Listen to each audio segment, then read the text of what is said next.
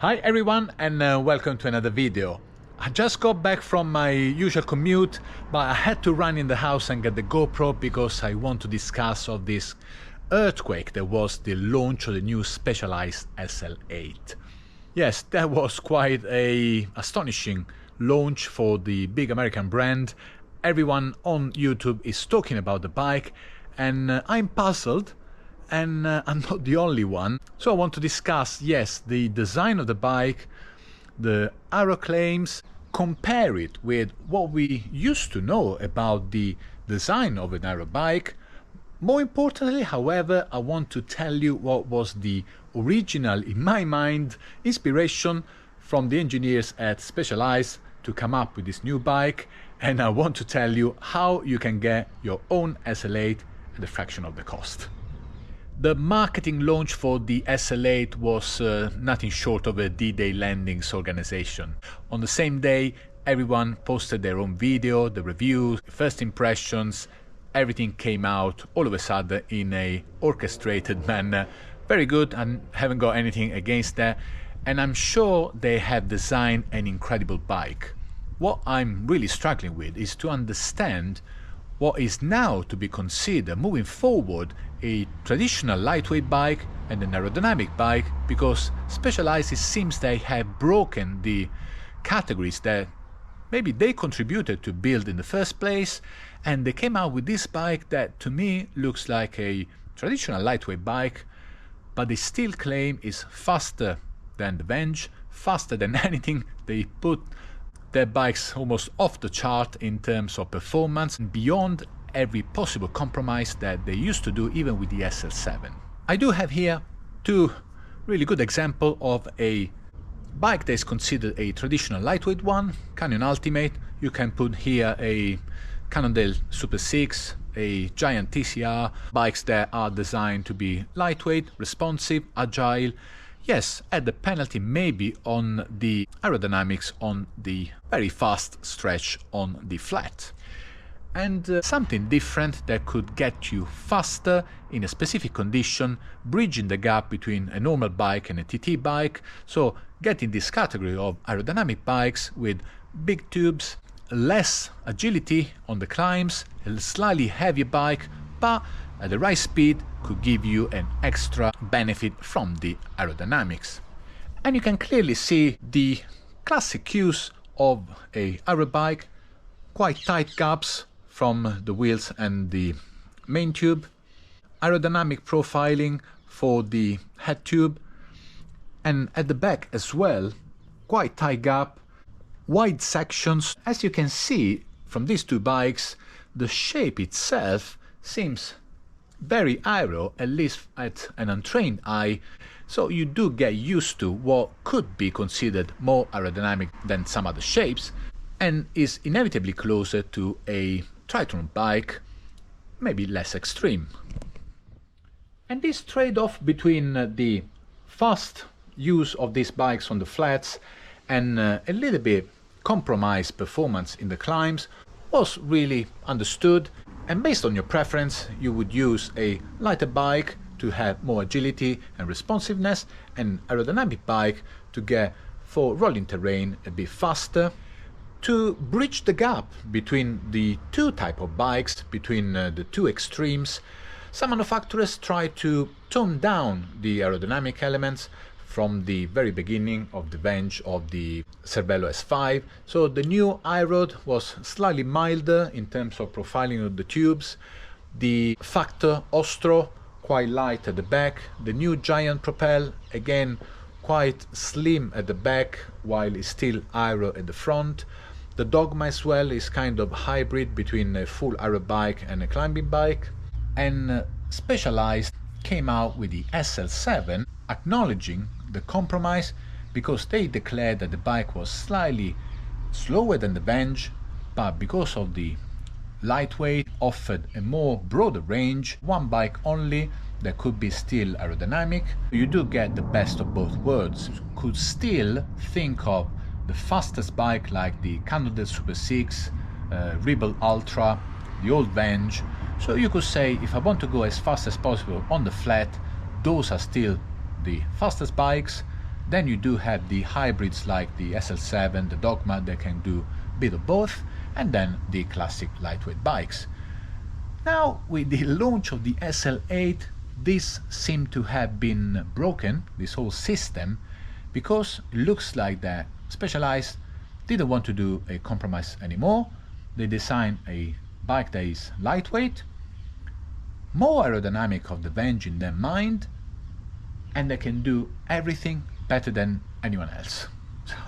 And I'm not sure who's right or wrong, who's got the wind tunnel that is not working as it should, because the claims now are quite extreme looking at the bike, and I don't know really who to believe. Now, where is the truth? We don't know, because we can't really find out white papers that every manufacturer puts out, the wind tunnel, what conditions they've been tested these bikes, because we don't really know what is exactly behind those tests. When Specialized offers the SL8, which is very thin in terms of frame design, especially the seat stay, it looks like if I jump on it I'm going to break the bike because it's so really flimsy. How can they now say that that shape is actually faster than the Venge? Faster where and in what conditions? On the other hand, I can say that the lightweight bikes that look very similar to the SL8, why are not considered aerodynamics as well? Because if I look at the classic design of the Ultimate, of the Giant TCR, they look very similar to the SL8.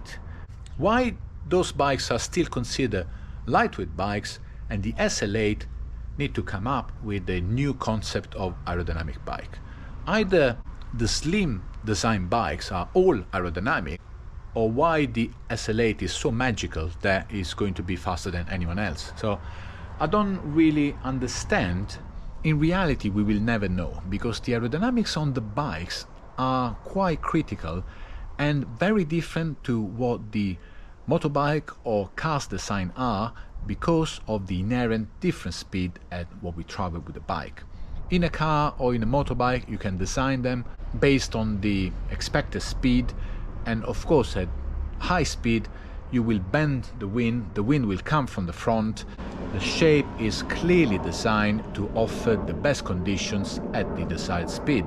With a bicycle is very complicated, because at 20, 30, 40 kilometers an hour there's an element, yes, of the wind coming from the front that you generate while moving the bike, but at the same time you are subject to a lot more turbulence, a lot more side wind that can really change completely the performance depending on the bike you ride. With this Velo build, I can feel that I'm faster, but I cannot say that is overall the fastest bike between the two, because in the right conditions, when the wind comes from the front, when there's no other turbulence, yes, the shape is more efficient than the Ultimate, and I can feel that I'm gaining on my usual segments of, I don't know, maybe 3 kilometers, I'm gaining 4, 5, 10 seconds. And I've done this many times, and I used to ride those two bikes with the same wheels and the same group set and the same position, and I've been testing them for quite a long time. So yes, I can say that this is faster in the right conditions. However, when the wind is a bit choppy, the direction is not straight with the bike, but it's come from all sorts of directions. The Ultimate is a lot more agile and in the end faster. A lighter bike, you can see from the side how those two bikes are different, will offer a lot less resistance overall to the air that comes from all different directions. So is the SL8 going to be faster than a Cannondale System 6, a Canyon iRoad or a Rebel Ultra, just to mention a few? It will always depend on the conditions. To me, following the logic, the bikes that are closest to a TT design will be faster if the conditions allow, whether the wind will come from the front, less turbulence, and inevitably the high profile design to me will give an advantage.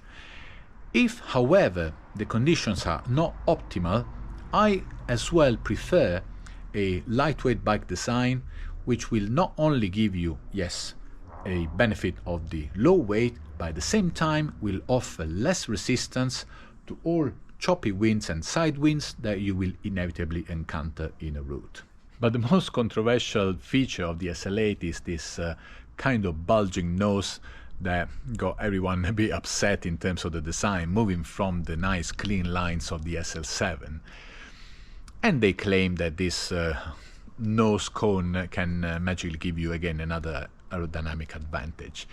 To me, Specialized got the idea of this cone from the bike that Ronan Mc Loughlin anyway, used to conquer the Everesting record. Yes, that designed this unique bike based on a TCR frame, and he fitted this tri-rig cone in the front to help the aerodynamics of the bike while going downhill. And the bike is so clearly similar in a way to the SL8. So to me, Specialized engineers first of all copied the traditional lines of the TCR and came out with the ethos. Then, to make it be aerodynamic and get the hybrid between the SL7 and the ethos, they look at that bike that Ronan Mc Loughlin used to do the Everesting record, and they came out with the SL8. This kind of bulgy nose in the front, very lightweight structure at the end, that very similar to the TCR, and they came out with this new concept. So the idea is just get the nose, stick it to your traditional bike, and you save £12,000 and you get the full benefit of the aerodynamic advantages. So yes, I'm thinking of that myself. Maybe I can put the cone here, hiding all the ugly cables on my Ultimate. I'm going to have a great benefit. I'm going to save £12,000, and if I do a PR on Strava, no one is going to tell me that it's not going to be UCI compliant. If the SL8 is at the end of the chart for Specialized, maybe my Ultimate with the nose cone could be even further out. But anyway, let me know in the comments what you think of the new bike, what you think of this common sense discussion between the different design of full aero bike and the new SL8, and let me know in the comments, and I would love to hear from you. Thank you again for watching. I'll see you to the next video. Ciao!